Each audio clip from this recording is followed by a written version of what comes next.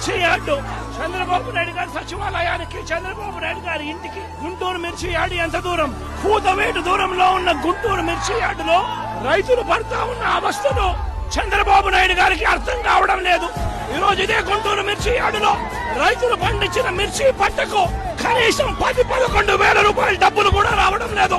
రైతులు కష్టపడి తాము పండించిన పంటను అమ్ముకోలేని పరిస్థితిలో రైతులు ఈ రోజు ఉన్నారు.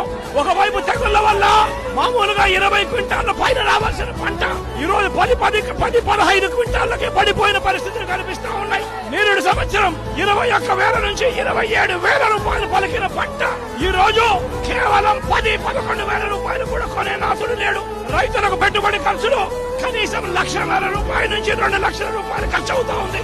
అమ్ముకోలేని పరిస్థితిలో, రేటు లేని పరిస్థితిలో, ఒకవైపున పంట తెగుళ్ల వల్ల పంట ఈల్డ్ కూడా తగ్గిన పరిస్థితుల్లో రైతు ఈ రోజు బ్రతకడానికి కష్టపడతా ఉన్న పరిస్థితి.